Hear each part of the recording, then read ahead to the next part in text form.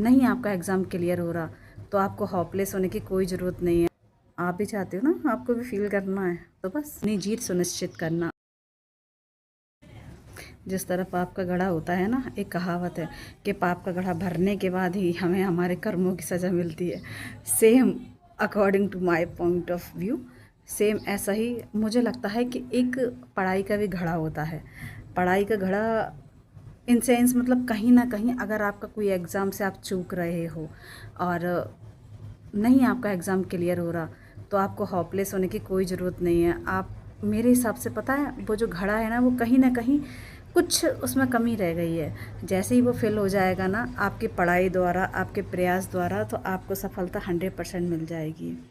अभी क्या होता है, जैसे कई लोग होते हैं बहुत एग्ज़ाम से वो रह जाते हैं, कोई 1 नंबर से, कोई 2 नंबर से, किसी का क्लियर नहीं होता तो बहुत डिसअपॉइंटेड फील करते हैं।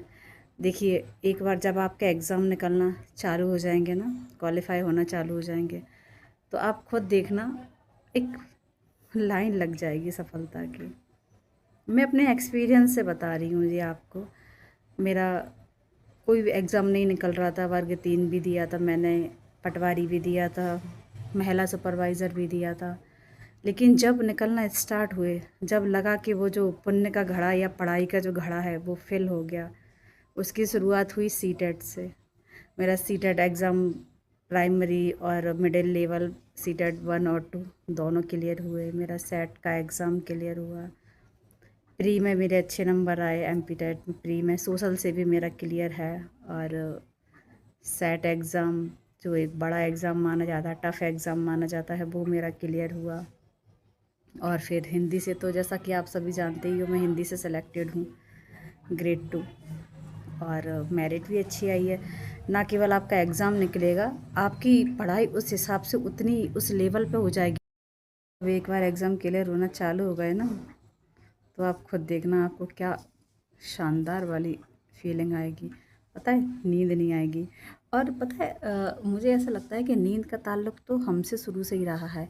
कोई एग्ज़ाम क्लियर नहीं हुआ तो नींद नहीं आना, फर्जीवाड़ा हुआ तो नींद नहीं आना, रिज़ल्ट टाइम पे नहीं आना तो नींद नहीं आना, किसी ने कुछ टोन मार दिया, इतने टाइम से पढ़ रहे हो तो नींद नहीं आना, भविष्य की चिंता होना तो नींद नहीं आना, लेंदी सिलेबस देखना तो नींद नहीं आना, कम टाइम मिलना एग्ज़ाम के लिए तो नींद नहीं आना। लेकिन वह नींद जो आपके रिज़ल्ट के बाद नहीं आती है, वो नींद तो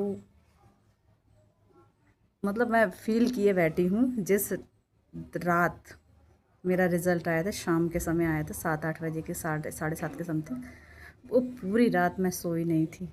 वो जो नींद नहीं आने वाली कंडीशन होती है ना, शानदार कंडीशन होती है। और आप सब भी वो फ़ील करोगे, बहुत जल्दी करोगे, ट्रस्ट मी गाइस, आप सभी वो फ़ील करोगे। बस अपनी पढ़ाई बहुत अच्छे से कीजिए। देखो पढ़ाई ही एक वो चीज़ है जो आपको सबसे निकाल सकती है। आप इसके लिए किसी पे ब्लेम नहीं कर सकते हो। पढ़ना आप ही को पड़ेगा, आपको अपने खुद प्रयास करने पड़ेंगे। ये सब चीज़ें आपको फ़ील करना है ना मेरी तरह, क्योंकि मैं भी सोचती थी आफ्टर सिलेक्शन कैसी फ़ील होता होगा, लोग बागों की कैसी लाइफ होती होगी।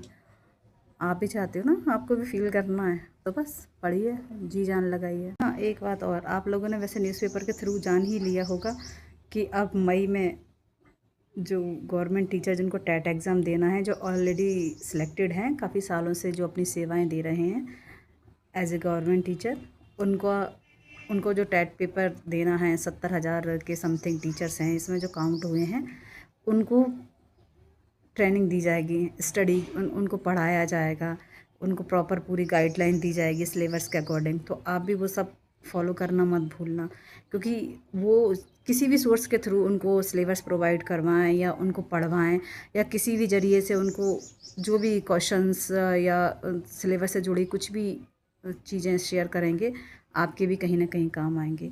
कहीं ना कहीं क्या आएगा ही, क्योंकि एग्ज़ाम तो एक ही बनना है, उसी में वो सिलेक्टेड और आप लोग जो नॉन सिलेक्टेड हो अभी, हालांकि फ्यूचर में सिलेक्टेड होने वाले हो, तो पेपर तो एक ही बनना है। ऐसा तो नहीं है कि उन लोगों के लिए अलग पेपर बनेगा ना। उस हिसाब से आप सब लोग भी वो सब चीज़ें देखते हुए चलना और अपनी जीत सुनिश्चित करना। और जब तक पढ़ते रहिए, बढ़ते रहिए। नमस्कार।